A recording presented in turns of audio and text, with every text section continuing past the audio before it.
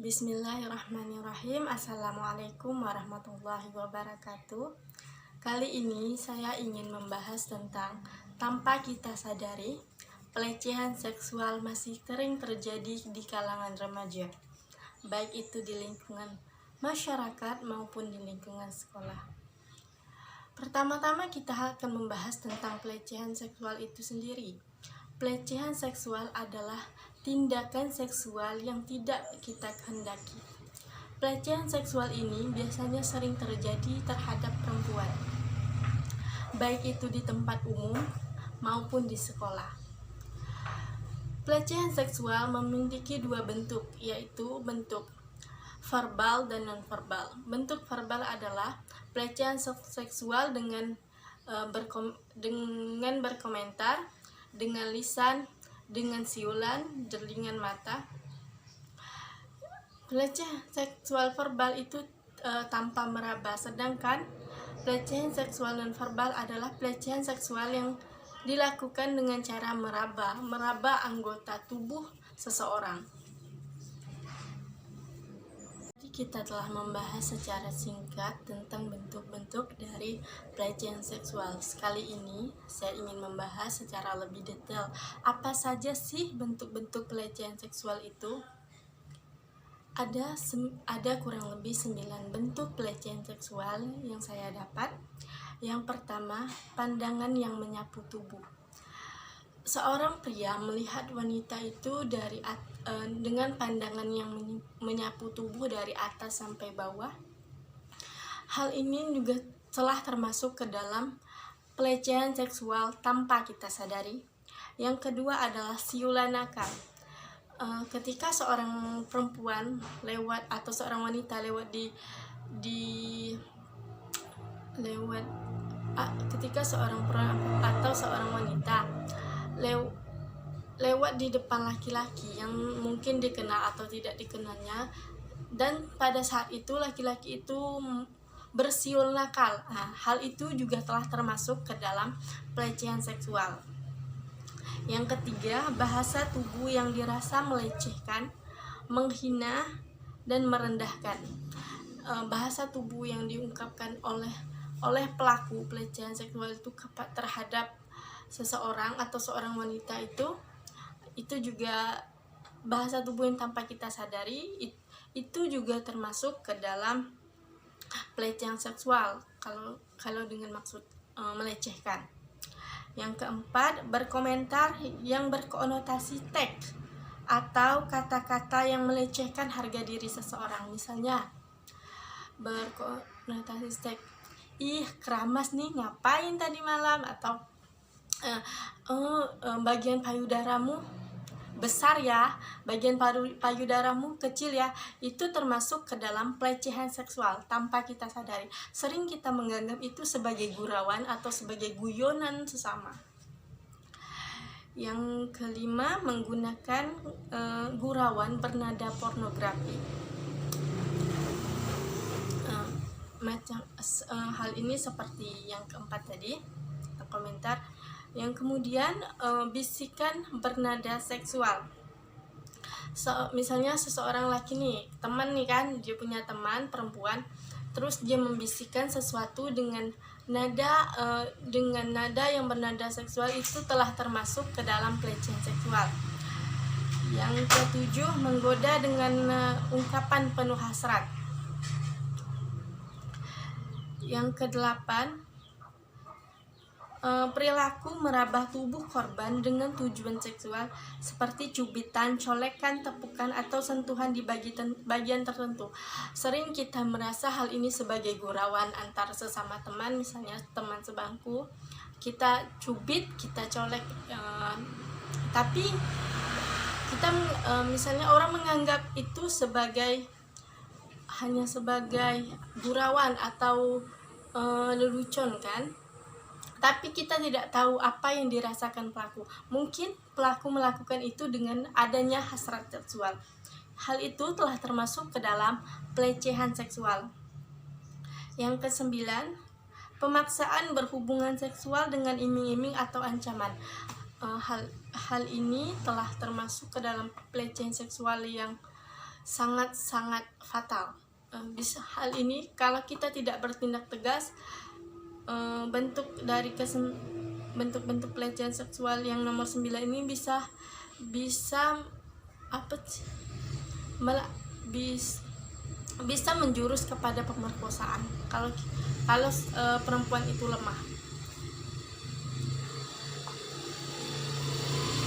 Dari nomor 1 sampai nomor 9, bentuk-bentuk pelecehan seksual ini sering terjadi atau sering kita anggap hanya sebagai gurauan. Tapi tanpa kita sadari lebih lanjut hal ini, bentuk-bentuk pelecehan dari nomor 1 sampai nomor 8 sering kita anggap hanya sebagai gurauan semata. Namun jika kita telusuri lebih lanjut, hal itu telah merujuk kepada pelecehan seksual. Kita tak pernah tahu apa yang mereka rasakan, apa yang orang yang telah kita lecehkan rasakan.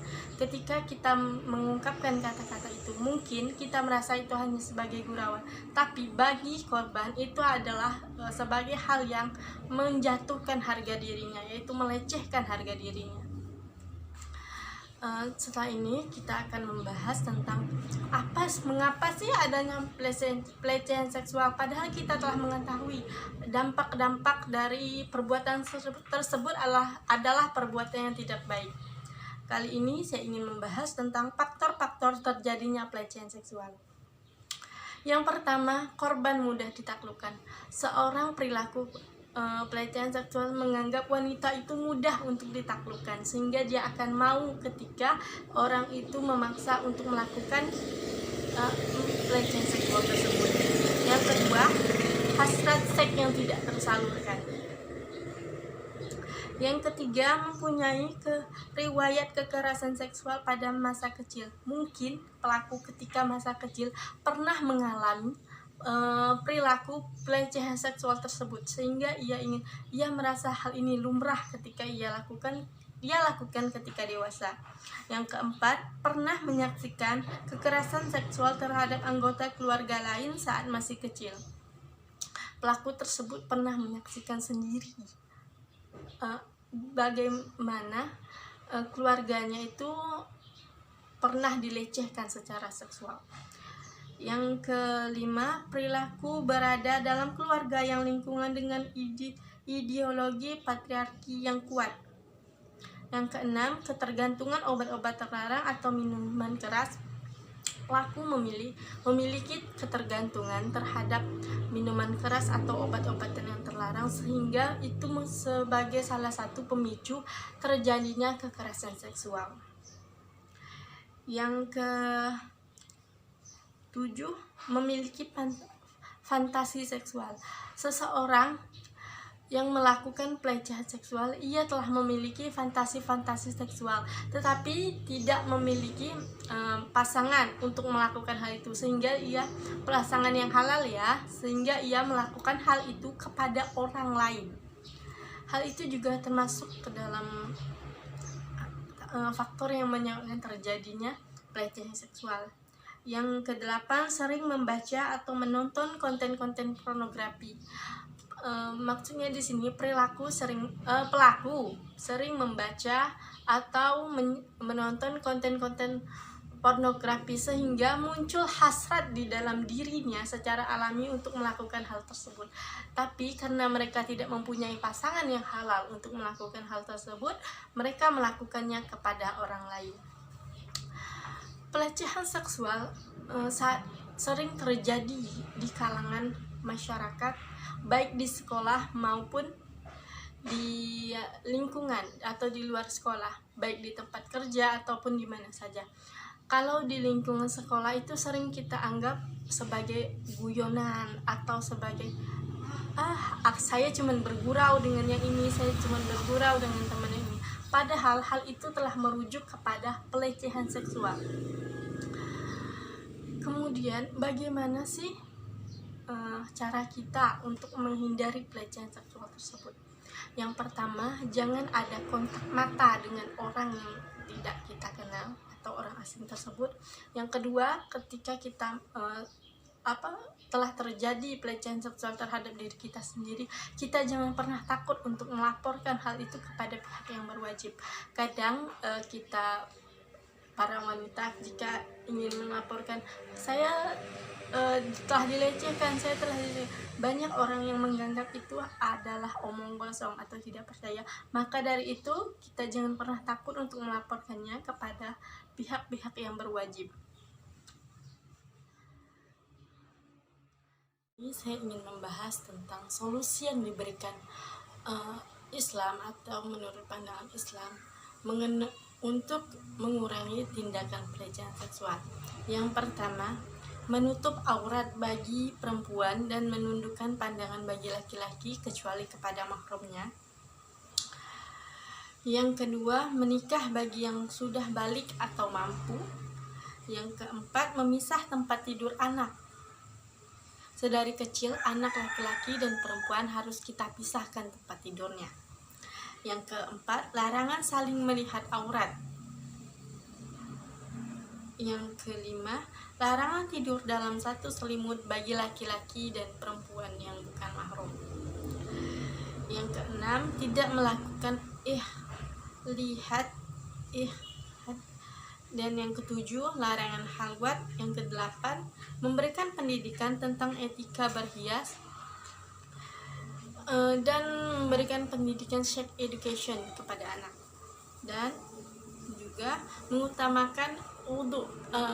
Untuk menghindarinya kita harus sering-sering berwudhu. Berwudhu kan kita bagus untuk menjaga diri kita. Adapun menurut pandangan psikolog,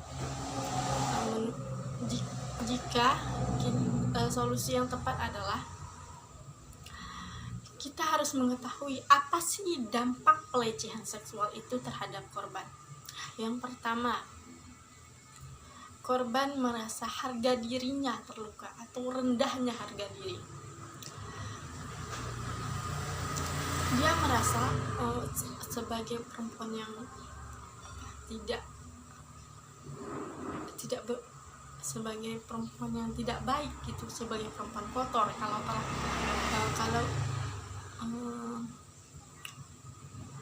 kalau dia telah menjadi korban pelecehan seksual tersebut. Kemudian bisa jadi dia depresi, dia tidak ingin, kurangnya nafsu makan orang yang menjadi korban pelecehan seksual. Untuk menghindari hal-hal itu, seharusnya kita sebelum kita melakukan, kita berpikir terlebih dahulu. Berpikir, apa sih dampak tersebut? Apa sih dampak pelecehan seksual tersebut terhadap mental korban pelecehan seksual tersebut? Dan pikirkan bagaimana ketika pelecehan seksual itu terjadi kepada kita, kepada keluarga perempuan orang yang melakukan itu, atau bagi yang pernah menjadi korban tersebut dan melakukannya.